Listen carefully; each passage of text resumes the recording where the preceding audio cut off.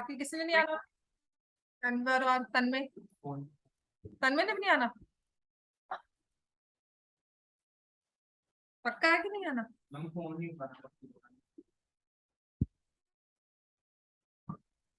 हमारा बता के गए थे ना वो, हमारा बता के गए थे ना वो क्लास है ना। Which of the following equations has two distinct real roots? Hello, बात करने को भेजो क्लास में, एक्स्ट्रा क्लास है। हाँ तो पूछो, फोन नहीं उठा रहा है। और बताओ कौन है? कन्वर? हर्षित को तो छोड़ सकते हो, वो तो फोन करने के बाद भी नहीं आएगा। गुरशान ने तो आना नहीं होगा, उसकी क्लास होती है ना।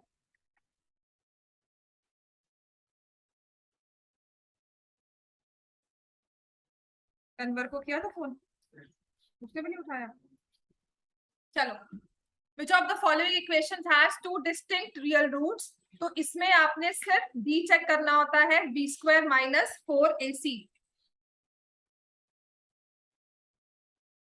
ठीक है, और जिस भी इक्वेशन में d मोर देन 0 आया, डिस्टिंक्ट चाहिए तो इक्वल टू 0 भी नहीं चलेगा, we need d more than 0। हम कहेंगे roots are real and distinct.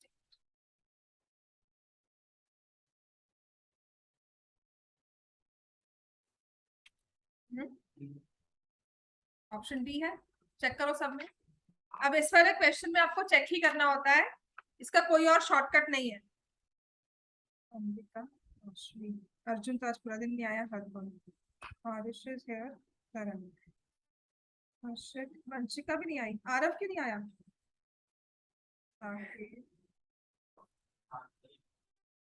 हाँ, साइंस क्लास में तो आता ही नहीं, वो सुबह आ जाता है। रियो स्टॉप, छोड़ दो इसको, पढ़ लो, इसको देख लो, इससे कुछ नहीं मिलने वाला। इस सब में आपको डी चेक करना है, जिस इक्वेशन में d मोर देन 0 होगा उसके रियल और डिस्टिंक्ट रूट्स हैं, अदरवाइज नहीं होंगे।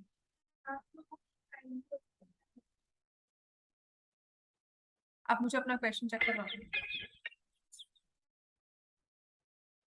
हेलो, हाँ बेटा, क्लास के लिए नहीं आना? मैं अभी जाना है, मैं ऑनलाइन ज्वाइन कर लेता हूँ। करो, चलो। Two distinct real roots 2x square, इसमें d आपने चेक किया सब में, मुझे आंसर दिखा देना उसका बाद में, मैं चेक। ऐसे ही क्वेश्चन नंबर 11 है, which has no real roots, तो इसमें आपने चेक करना है d लेस देन 0, इसमें चेक करना है d मोर देन 0। हो जाएगा ये? चारों में ही कैलकुलेशन वाइज आपको देखना पड़ेगा, अदरवाइज क्या देख सकते हैं कि इसमें फैक्टराइज होता है कि नहीं। जैसे बी स्क्वायर ये आ गया 9 माइनस 4 इंटू 2√2, इसमें नहीं होगा। क्या कर रहे थे हम? हाँ हाँ, करो क्लासेस में, कोई बात नहीं। सो ये आ गया 18 minus 18, of course this has equal roots, इसमें है no real roots. X square में भी, इसमें भी आ जाएंगे रियल एंड डिस्टिंक्ट रूट्स, इसमें आ जाएंगे। तो 1 प्लस 4 इंटू माइनस 5, प्लस हो गया ना ये। ठीक है, समझ में आ गया? आंसर होगा सी ऑप्शन, -3 का square minus 4 into 5 into 1, 9 minus 20, इसमें भी है d लेस देन 0, तो ये आ जाएगा नो रियल रूट्स, क्योंकि -5 दिया हुआ है ना बच्चे। बी स्क्वायर क्या है, वो तो पॉजिटिव ही रहेगा। तो जब मेरा -4ac, ए और सी के साइन दोनों प्लस में हुए, तो I should need numerically more, B square numerically बड़ा होना चाहिए। एक चीज तो ये चेक होता है, जब माइनस आ गया मुझे पता है कि ये रियल और डिस्टिंक्ट रूट तो होंगे ही, तो बी बड़ा होगा। हाँ जी, फिर नो रियल रूट्स आ गए ना उसमें।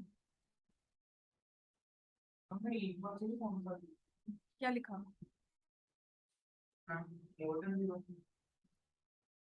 ठीक है, चलो नेक्स्ट है ऐसे ही, ये भी एक इंपॉर्टेंट क्वेश्चन, 1 मार्क में कह लो, सोर्स बेस्ड क्वेश्चन कह लो, आ सकता है। ठीक है, सोर्स में मैं आपको इस बुक में जो जिस बुक जहां पर ये पेज में लिखा हुआ है टॉपिक में आपको वो दे दूं और कहूँ कि इसमें रियल डिस्टिंक्ट रूट्स किसके हैं, राइट। ऐसे ही है विचार, नो रियल रूट्स, तो आपको चेक करना है डी लेस देन 0। तन्मय करो सॉल्व, क्या देख रहे हो? नो रियल रूट्स में I would rather going for जिसमें ए और सी नेगेटिव नहीं है, क्योंकि सी के नेगेटिव होने से क्या होता है, बी स्क्वायर प्लस 4ac बन जाता है। समझ में आ गया? तो वो एक पॉजिटिव वैल्यू है, चाहे वो परफेक्ट स्क्वायर हो चाहे ना हो, मुझे पता है रूट्स जो है वो नो में नहीं आएंगे, है ना। तो मैं फर्स्ट वाला चेक करूंगी, x square minus 4x plus 3√2, या चेक करूंगी 3x square plus 4√3x plus 4।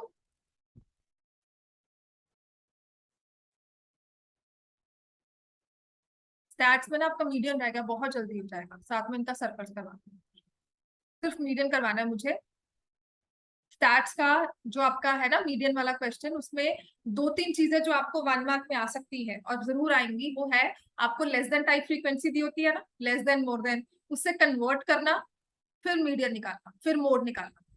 ये ना लास्ट ईयर सैम्पल पेपर में थे क्वेश्चन सीबीएसई के, तो फिर अगर लास्ट ईयर का पैटर्न अगर चेक करो ना, तो इस साल ना वो स्कूल वाले डाल देते हैं, 2 मार्क्स में डाल देंगे, 3 मार्क्स में क्वेश्चन था, 4 में क्वेश्चन था, ऐसा वाला ना।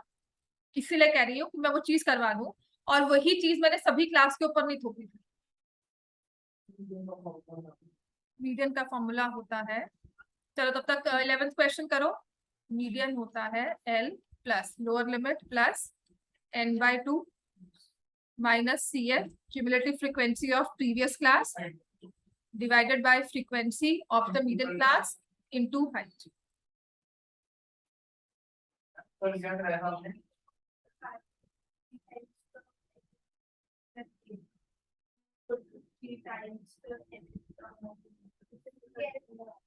मुझे क्वेश्चन दिखाओ। कल क्या करवाया था, कल क्या करवाया था, मोड करवाया था।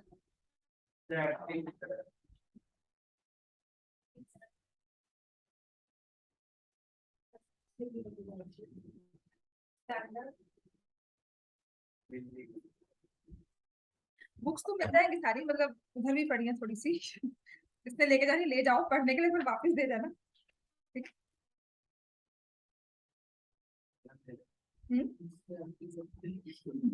एनसीईआरटी ही कर लो, वो ही काफी है। 3 times the nth term,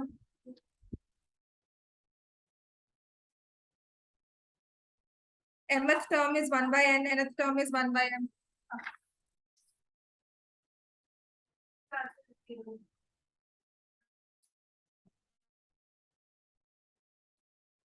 होगा क्वेश्चन, पर 3 times को भी होगा।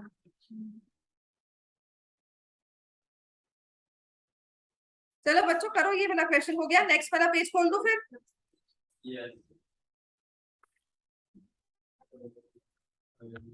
ये क्वेश्चंस लिख रहा करो, बिकॉज अदरवाइज ऐसे टाइम लगता है। हाँ जी, कन्वर्ट स्क्रीन दिख रही है? Yes ma'am. सिर्फ ऐसे ही ज्वाइन किया कि पढ़ना है?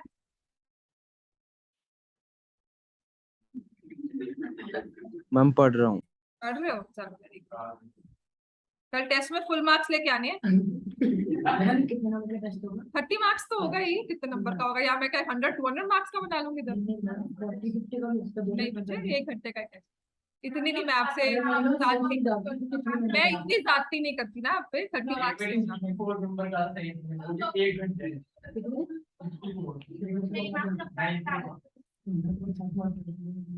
लंबा नहीं डालूंगी आपके पर। 1 मार्क्स सब होंगे सोचने वाले, और ये लंबा वैसे ही नहीं हो सकता, क्योंकि आपके फॉर्मूला बेस्ड क्वेश्चन है, स्टेटमेंट प्रॉब्लम्स पर जरूर होंगी इसमें। चलो ये है फाइंड द सम, अब हमने रिवाइज करना है एपी। एपी में general term is a plus n-1d, sum of n terms क्या होता है, n/2 into 2a plus n-1d, और इसको ही हम लिख देते हैं n/2 first term plus last term. ठीक है,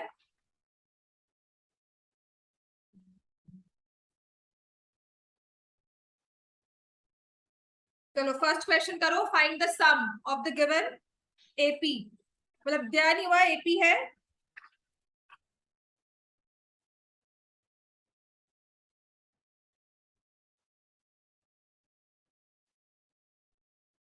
हमारे से तो पहले सीक्वेंस इतना बात क्या नहीं सेम ऑर्डर नहीं इतना नहीं, इतना लिख दो, the given sequence is an AP, the given sequence is an AP with first term -5 common difference -3, ठीक है। तो इसको जब आपको यहाँ पे फाइंड द सम का हुआ है, आपको नहीं पता, हाँ नंबर ऑफ टर्म्स उसने कहा है -5 -8 -11, तो मुझे नहीं कहा उसने find the sum of AP, नहीं कहा हुआ, तो why should I use the formula for AP. तो हम क्या लिखेंगे, the given sequence is an AP, the given sequence is an AP with first term -5 common difference -3, ठीक है। और आपको क्या निकालना है, सम, कितनी टर्म्स है आपको ये नहीं पता, सम ऑफ एन टर्म्स का फॉर्मूला क्या होता है, इसमें आपको क्या यूज करना चाहिए, सम ऑफ एन टर्म्स का formula a plus L by 2 और मल्टीप्लाई करेंगे एन से, ठीक है। चलो कंफ्यूजन है तो हम क्या करेंगे, इसको divide by 2 number of terms निकालने के लिए मैं क्या करूंगी, ए एन दिया हुआ है कितना -230, ए एन का फॉर्मूला क्या होता है, a plus N -1d is equal to -230, a की जगह क्या लिखेंगे -5, n -1, कॉमन डिफरेंस क्या लिखेंगे -3, समझ में आ गया, मुझे आंसर बताओ इसका।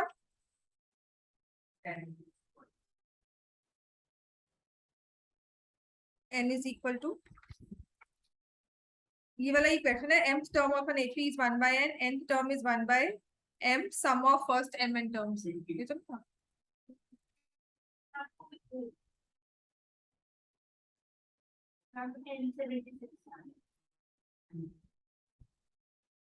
हाँ 76 आ रहा, नहीं 235 होगा ना, नहीं ठीक है -225, ठीक है, n -1 इज इक्वल टू 75 आएगा, n इज इक्वल टू 76, -230 है +5 होगा, -225 -3 से डिवाइड होगा, हाँ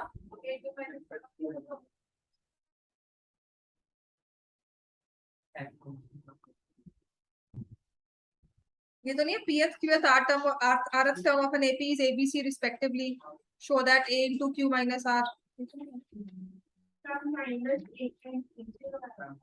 -8930, मुझे आंसर नहीं पता इसका, तब आप ये कह रहे हो, कैलकुलेट करो तरुण।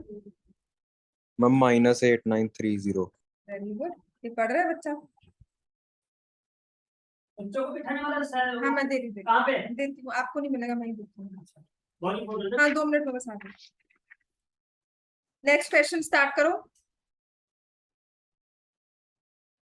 ये तो नहीं था, 9th term of an AP is 0, 29th term is double of its 19th term,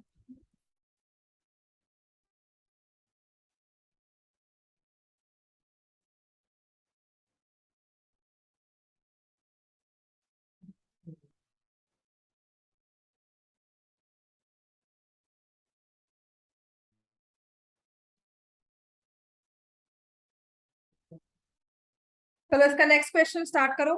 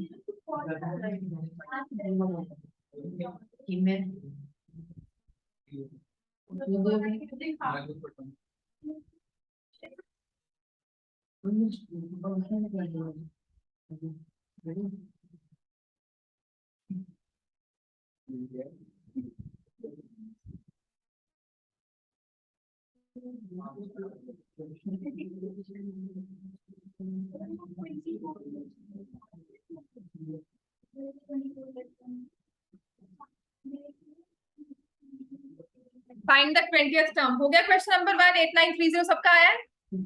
क्या हो गया? तुम अपना ध्यान दो ना, तुम उसका क्यों देख रहे हो? क्वेश्चन नंबर 1 हो गया सबका, right? Question number 2, 20th term of an AP whose 7th term is 24 less than 11th term। 7th term question यही था ना कि 3 times the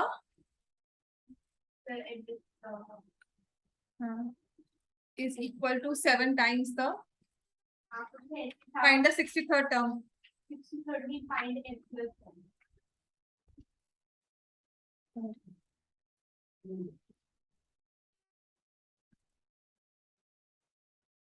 चलो ये करो नेक्स्ट। अब 7th term of an AP is 24 less than the 11th term।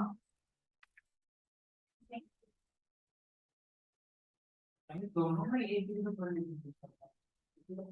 आपको 20th term निकालनी है। इसका मतलब क्या हुआ? 7th term is 24 less than 11th term. क्या लिखोगे दारन इसमें? a plus 60। हाँ जी, हाँ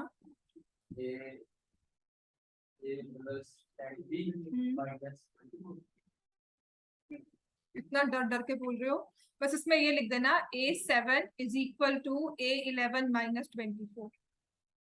ठीक है, और आपको A दिया हुआ है as 12।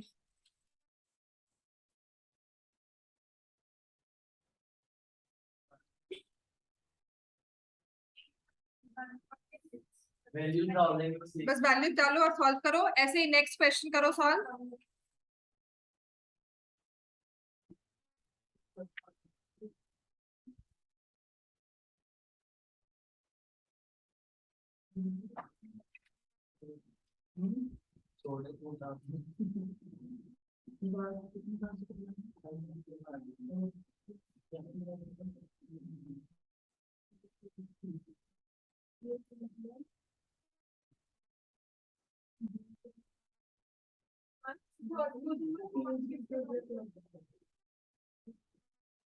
Sum of all multiples of 7, all multiples of 7 lying between 500 and 900। ठीक है, तो इसमें अब आप करोगे 12 plus 6d is equal to 12 plus 10d minus 24। cos 12 cancel हो गया, minus 4d is minus 24, d की वैल्यू आ गई 6। तो अगर d 6 है तो यहां से आप लिख लोगे A12। तो मुझे निकालना क्या है? 20th term. तो 12 plus 6 into 19।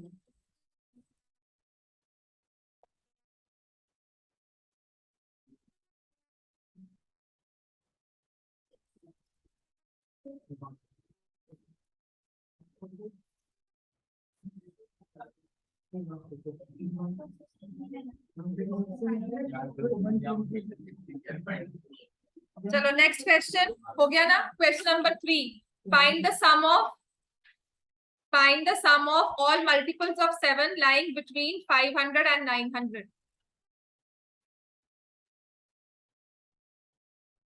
Some of all multiples of 7 lying between 500 and 900। First multiple कौन सा होगा?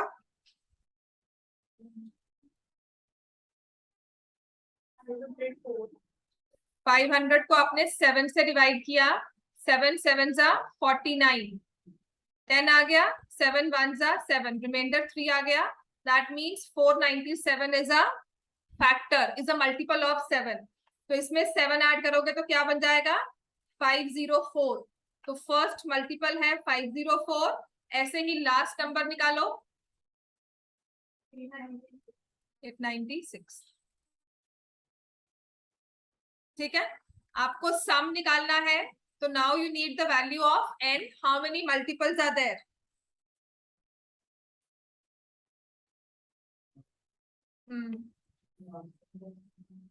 बेटा 900 को डिवाइड करेंगे, समझ में आ गया ना? चलो करो इसको सॉल्व। तो ये 896 कैसे आया है? 504 plus n minus 1 multiples of 7, common difference हो गया 7 का, ठीक है। तो इसमें लिखेंगे द मल्टीपल्स ऑफ 7, एक लाइन लिख लो, हो सकता है स्कूल में नंबर काटे, multiples of 7 form an AP with first number 504, common difference 7। Multiples of 7 जो भी लिखा हुआ है ना ऐसा क्वेश्चन, उसमें एक लाइन ऐड कर देना, दीज नंबर्स या the multiples of 7 form an AP, first number 504, first term a 504, common difference 7।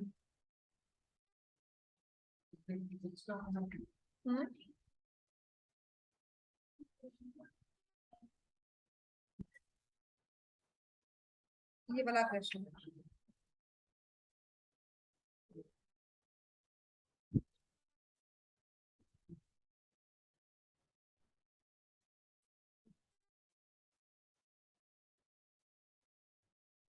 तो how many numbers are there? 896 minus 504 divided by 7.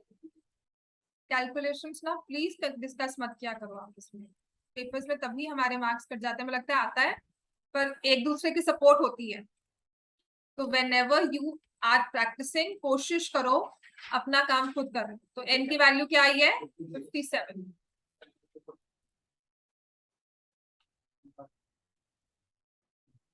और 57 मल्टीपल्स आ गए तो आप लिखोगे 57/2 504 प्लस 896। कैलकुलेशंस को छोड़ सकते हो, +1 ऐड करना है। इसका सही था, बेचारे को डाउट पे डाल रहे हो। मैम 4 से डिवाइड कितना वो चाहे जो भी है आंसर तो सही निकाला ना उसने, उसने अपनी तरह से डिवाइड किया, उसको डाउट में मत डालो। वैसे ही तुम क्यों डिस्कस करते हो, अपने आप पे भी भरोसा रखो। 342 से डिवाइड करते हैं 392 है। चलो नेक्स्ट है, this is one important question, आपको सम दिया हुआ है बेटा। वो क्वेश्चन पता क्या है, m times mth term is equal to n times nth term, show that m plus n term is 0। हाँ तो फिर 3 टाइम्स कहाँ आएंगे? m times mth term is equal to n times nth term, show that m plus n is 0। अच्छा चलो calculation छोड़ दो, next question, question number 4। इसने कहा है सम ऑफ n टर्म्स है 3n² plus 5n, find k कि कोई एक टर्म है 164। तो मुझे पता ही नहीं कि ये एपी कौन सा है। अगर ये एपी है सम ऑफ n टर्म्स, इस क्वेश्चन को कैसे करते हैं? सम ऑफ n टर्म्स आपको दिया हुआ है, बुक का ही क्वेश्चन एक तरह से। हम क्या करेंगे इसमें, लास्ट टर्म कैसे निकालोगे? फॉर्मूला से। और हमेशा ऐसे वाले क्वेश्चन में we put values of n, put n as 1, sum of one term क्या होगा ये, तो ये आ गया 8। ये 164 क्या है बेटा? ये kth टर्म है कोई, लेकिन उसके लिए kth टर्म निकालने के लिए आप ये तो कर दोगे a plus k minus 1d is equal to 164। ना आपके पास a है ना आपके पास कॉमन डिफरेंस है, तो k कैसे निकालूं? उस कॉमन डिफरेंस और a को निकालने के लिए मेरे पास सिर्फ एक यही कड़ी सी दी हुई है, Sn is 3n² plus 5n। तो I'll put n as 1, S1 is 8, S2 का मतलब हुआ सम ऑफ 2 टर्म्स। ये क्वेश्चन मैं बहुत बार करवा चुकी हूँ, अगर एपी के पॉइंट ऑफ व्यू से देखो तो ये पेपर्स के लिए इंपॉर्टेंट क्वेश्चन है। 4 3 12, 12 प्लस 10 कितना हुआ 22। तो ये है a1 plus a2। Sum of one term मतलब हमारे पास आ गया a1। If I put a1 as 8, तो सम ऑफ 2 टर्म्स या सेकंड टर्म मेरे पास कितनी आ गई 12, राइट? नहीं 14। सेकंड टर्म मेरे पास आ गई 14।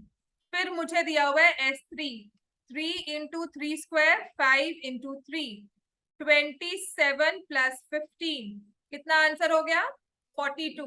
And this is a1 plus a2 plus a3।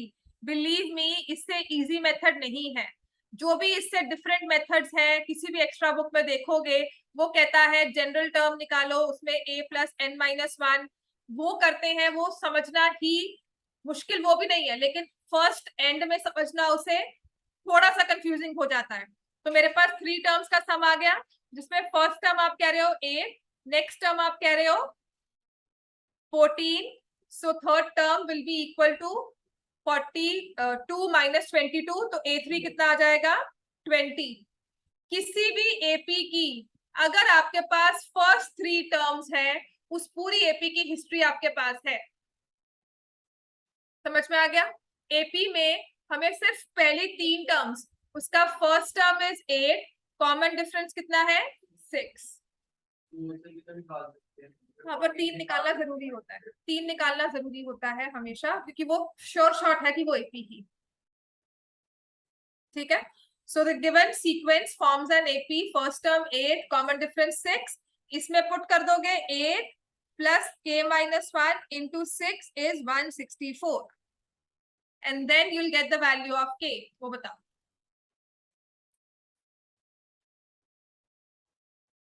hmm? 27 हो गया सवाल बच्चे सबका?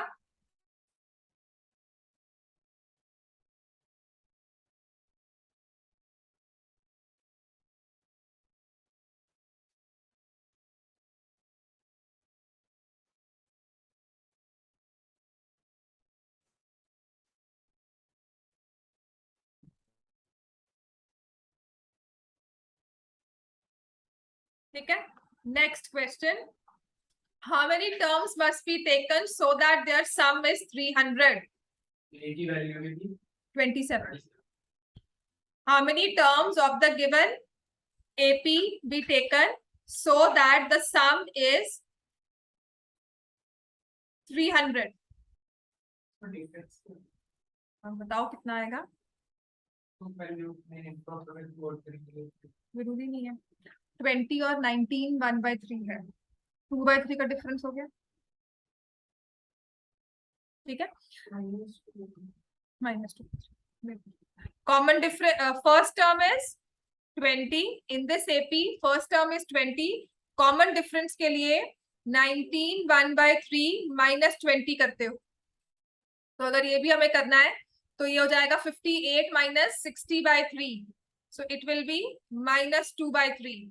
सम ऑफ एन टर्म्स कितना चाहिए 300, तो sum of n terms n/2, first term plus last term नहीं, तो ये मैं करूंगी 2a plus n minus 1 into b। n तो निकालना है, और जहां भी n निकालना होता है ना, वो हमेशा ही क्वाड्रेटिक इक्वेशन बन जाती है। Common difference is -2/3।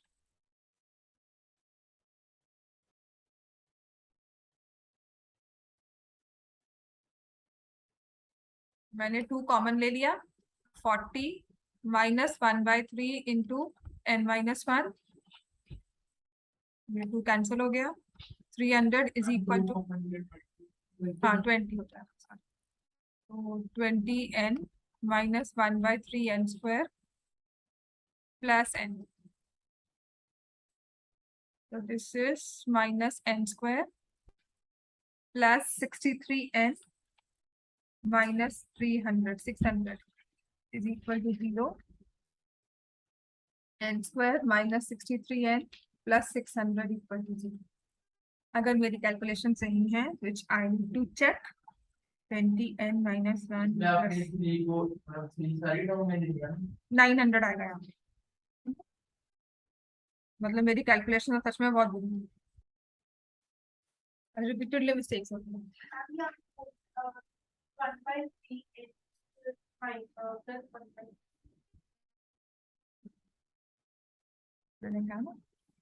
कैलकुलेशन सच में बहुत बुरी है। अगर आपने समटाइम्स हैपेंस, मेरी हर बार नहीं है, मे बी माइंड वो होता है ना, थोड़ा सा डाइवर्टेड होता है, कहीं ना कहीं कुछ सोच रहा होता है, तब है। That's why I'm not very confident about my वो, मैं तभी ना 2 बार चेक कर रही हूँ अपना आंसर। इट हैपेंस, कुछ नहीं है ये।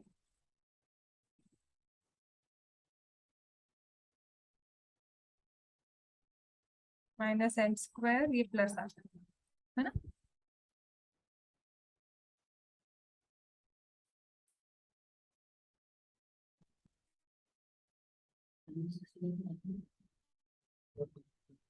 60 कैसे आया? 3 से मल्टीप्लाई होता 60 नहीं आएगा? इतनी भी नहीं बुरी हुई है। हाँ हाँ बच्चे को मैंने 3 1/3 ही लिखा था ना मुझे ना पता नहीं ये हुआ 900 इसको मैंने लिखा 60n minus n square plus n अब ठीक है तो ये हो जाएगा 900 61n minus n square so n square minus 61n plus 900 equals to 0 तो अब 9 इंटू 10 इंटू 10 तो I need sum of two numbers right so 3 into 3 into 2 into 5 2 into 5 क्या होगा एक तो एक इवन होगा एक ऑड होगा ठीक है तो 9 और 5 9 5 जा 45 नहीं क्योंकि वो 21 है तो ये अगर 4 है 9 5 नहीं 9 और 2 9 4 था 36 36 एंड 25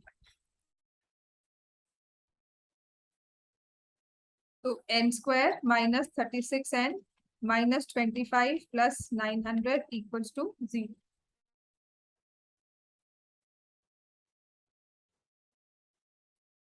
तो n की दो वैल्यूज आएंगी again the question explain the double answer आता है ना explain the reason for double answer मतलब 25 तक आपको सम मिल गया 300 starting from 26th term to 36th term negative positives का प्ले होगा इनका सम क्या आ जाएगा 0 26th टर्म से लेकर 36th टर्म तक सम जो होगा वो 0 हो जाएगा that's why we get two values of n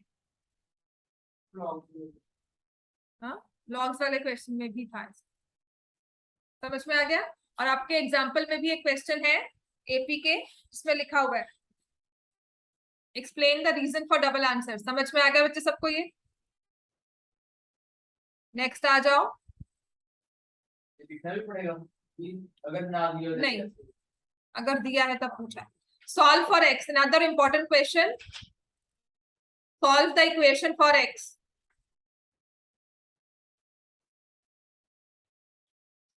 1 plus 5 plus 9 plus 13 plus x is equal to 1326 convert हो गया सॉल्व ये Yes, ma'am. नेक्स्ट वाला हो गया अब नेक्स्ट वाला नहीं हुआ पिछले वाला हो गया this is 1 plus 5 plus 9 plus 13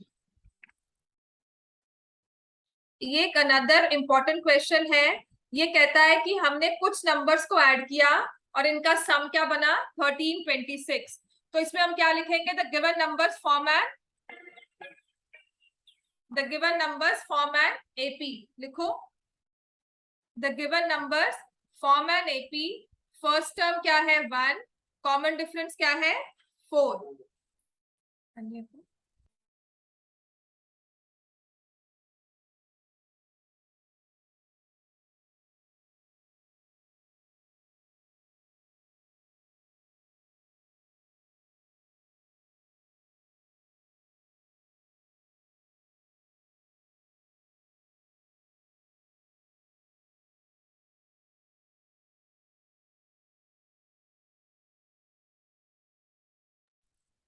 solve the equation for x तो फर्स्ट टर्म 1 है कॉमन डिफरेंस 4 है तो इसमें जो ये x है ये लास्ट टर्म है आपको सम ऑफ n टर्म्स दिया हुआ है x की वैल्यू निकालने के लिए आपको n की वैल्यू निकालनी पड़ेगी ठीक है तो सम ऑफ n टर्म्स दिया हुआ है 1326 n by 2 2 into 1 plus n minus 1 into 4 is 1326 वहां रखा है बेटा वहां पे देख तो सही रखा है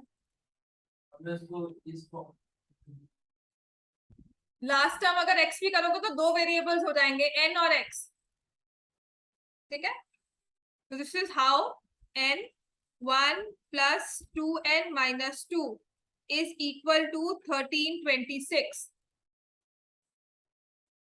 तो n into 2n minus 1 is 1326 2n square minus n minus 1326 equals to 0 दो कंसेक्टिव नंबर्स चाहिए तभी डिफरेंस 1 आएगा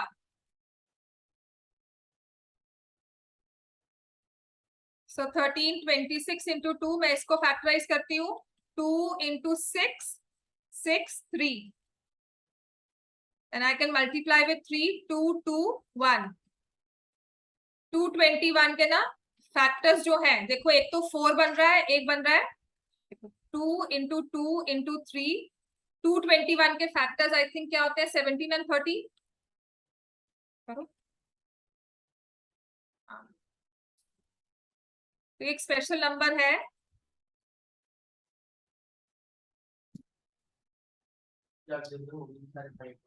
हाँ, तो इसके आगे होगा नहीं, इसके आगे सॉल्व हो जाएगा. ठीक है. हाँ हाँ, प्रैक्टिस ही है. 51 और ये देखो 52, टेबल्स याद होने चाहिए ना. 51 and 52 कंसेक्टिव नंबर्स चाहिए. तो जैसे 4 और 3 बन गया, तो आई थॉट मे बी 225 आए, तो 15 4 जा, 15 3 जा, और 221 आया, तो उसका फिर फैक्टर देखे. और उसके बाद तो एक बार मैं भी रुक गई थी कि इसके बाद क्या होगा. देन इमीडिएटली माइक वर्क करता है. This is all practice based है. आप ये सोचो, मुझ में और आप में सिर्फ प्रैक्टिस का फर्क और कुछ नहीं. एक चीज को, ये 4th ईयर कह लो मेरा है ना, और उससे पहले जो 10 साल पढ़ाई किया है, कुछ भी किया है, जितना पढ़ाया है, उसके बाद ये कैलकुलेशंस हैं. हाँ, when I picked up after a break of like around 8 to 9 years, जब मैंने पिकअप किया था, मेरे भी बहुत बुरे हाल थे कैलकुलेशंस में, सच में बहुत बुरे हाल थे. तो ये प्रैक्टिस के साथ ही आता है. इफ आई से कि नहीं मैं शुरू से अच्छी रही हूँ, ऐसा नहीं है. प्रैक्टिस करते हैं तभी आता है, और कुछ नहीं है इसमें. तो देयर हैव बीन स्टूडेंट्स जो मुझसे भी अच्छा मतलब कैलकुलेशंस में हो जाते हैं कि मैम ये हो गया, ऐसा हो गया.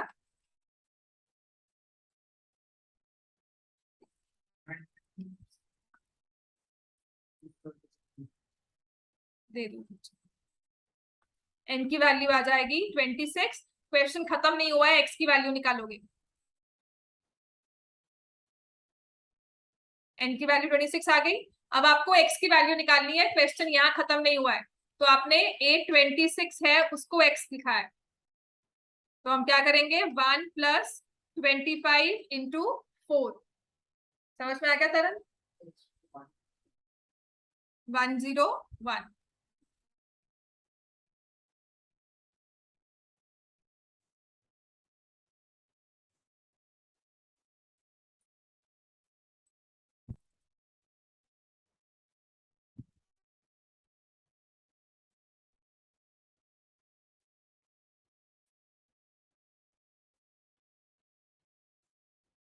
चलो, find the sum of last 10 terms. Another important question.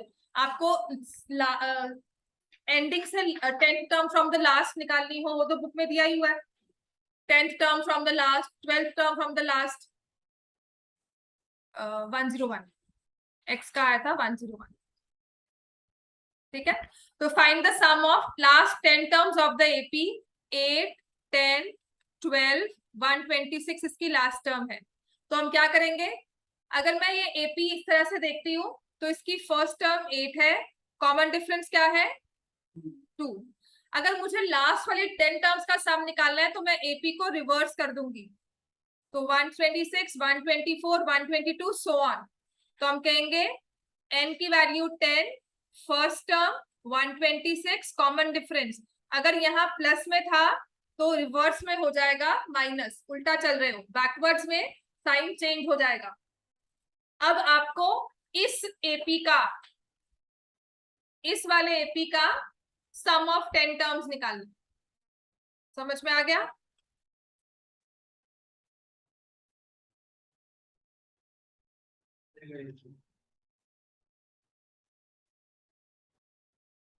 क्या हो गया? हो गया था ये वाला क्वेश्चन कि नहीं? लास्ट टर्म आप निकालो, या तो लास्ट टर्म निकालो फिर लास्ट तो, पर हमें लास्ट टर्म ही नहीं पता, इसलिए हम नहीं निकाला. हाँ हाँ हाँ, वो बात तो बच्चे वही है ना, फॉर्मूला ही है वो तो. इसको माइनस करेंगे तो 18 माइनस किया 4, 234. हाँ, 1170. ठीक है. और इसी क्वेश्चन में कहा है find the 18th term from the last. निकाल सकते हो 18th टर्म फ्रॉम लास्ट. तो एपी कहां से शुरू होगी, 126 18th टर्म का है तो 17 किससे मल्टीप्लाई होगा -2 126 माइनस 34 92 ठीक है 1170। चलो ये वाला क्वेश्चन भी आपकी बुक जैसा ही क्वेश्चन है। I don't remember if the same numbers are there. Optional का फर्स्ट क्वेश्चन है, इसके बाद छोड़ देती हूँ। चलो अब तो वैसे ही पढ़ लो, इतने दिन तो नहीं पढ़े, उसका आप थोड़ा सा करके। हाँ तो 10 126 माइनस 9 117 फिर भी आता है ना। चलो अब मेरे पास है 120 116 112।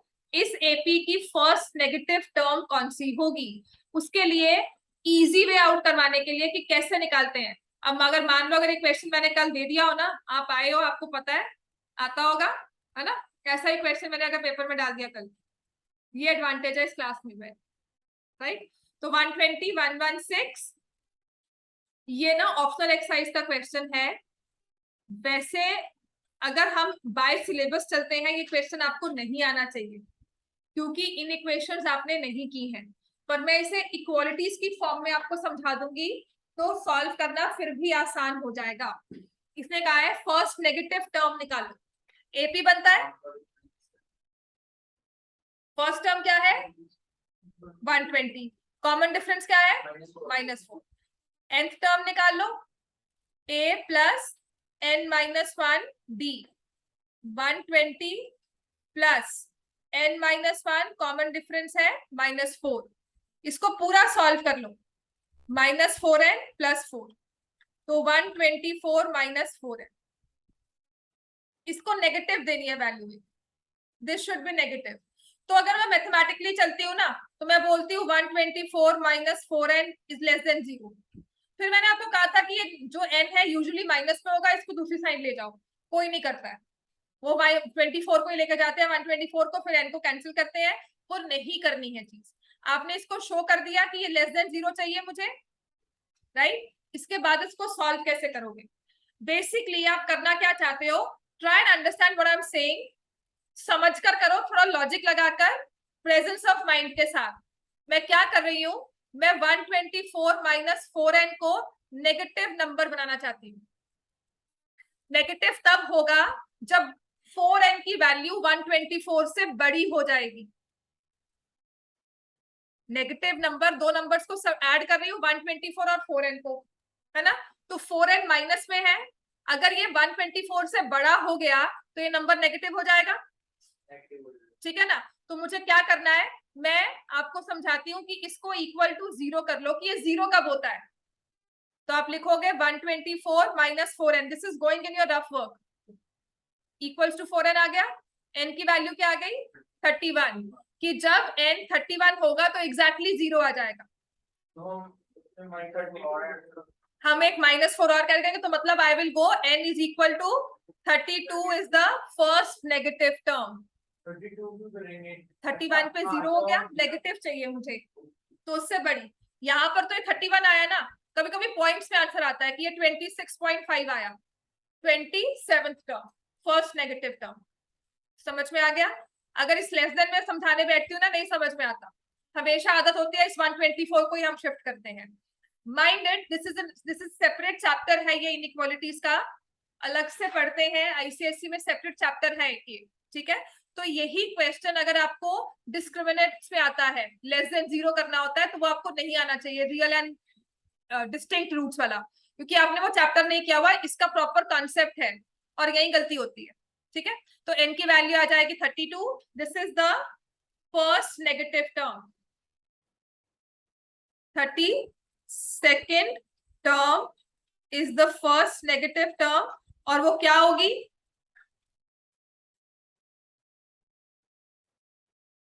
124 माइनस 4n कर रहे हो,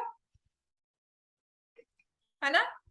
124 माइनस 4 इंटू 32, कैलकुलेशन ना भी करे तो पता है क्या होगा आंसर -4, क्योंकि 0 आ गया 31 पे, नेक्स्ट टर्म क्या होगी -4। समझ में आ गया इतना? चलो जाओ। इसके बाद के क्वेश्चंस भी कर लेना, मुझे कितनी जल्दी कर दो। इसमें बाद में जो क्वेश्चंस हैं कर लेना।